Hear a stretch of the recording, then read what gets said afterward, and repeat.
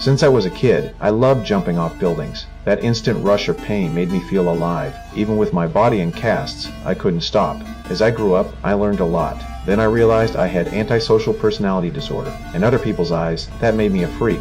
I used what I learned to mix a drug. Then I drove to an old house 10 kilometers away. There, I started talking to the air. Not because I was crazy, but to practice. Practice how to talk to strangers. I planned to take a woman in broad daylight. The first step was to get her in my car, then pull out the drug when she least expected it. I walked behind the car and put the drug on a cloth. While driving, I pretended to lock the window, but in truth, I pressed it against her until she passed out. To make sure nothing went wrong, I held that cloth to my own face. I started the timer in my hand. That way I knew exactly how long she would stay under. The next day, I was washing my face at the store. I saw two tourists. The girl went to the store, leaving her boyfriend behind. She pretended to trip, making him laugh out loud. Her playful look made me smile too. I walked over and struck up a chat. She wanted a drink, but didn't have enough coins. I gave her some change. Before leaving, she said my keychain looked nice. I told her I sold them, and I had a whole box in my car. She followed me without a doubt. I opened the car and showed a box, acting like it was my goods. She was cautious at first and didn't get in,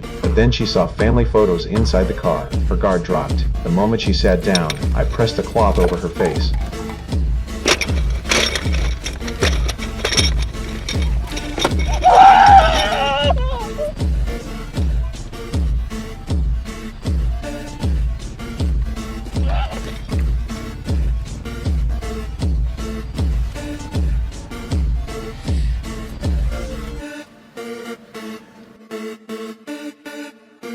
Her boyfriend searched the store like crazy. He only heard she left in a stranger's car. From that moment, he never saw her again. He covered the streets with missing posters. He even turned to the media, but there was never any news. I sat in front of the TV. Watching his pain filled me with pleasure, but that feeling didn't last long. I wrote him letters, asking to meet. Then I never showed up. I watched him scream in rage. I hid upstairs, enjoying every second. To make it even sweeter, I walked right up to him. I told him I was the one who took her. I described her looks and her body in detail. His fury exploded. By then, she'd been missing for 3 years. No one knew how he survived those years. He unleashed his rage on me. His fists rained down, but I never fought back. There was nothing more thrilling than that pain. He was desperate to know where she was. He followed me to an open field. I told him if he drank the coffee, he would finally know what happened to her. He hesitated, but then he saw the tree, the place where they had said goodbye. Under that tree, they had buried 2 coins together. Memories consumed him. He sat in my car and drank the coffee.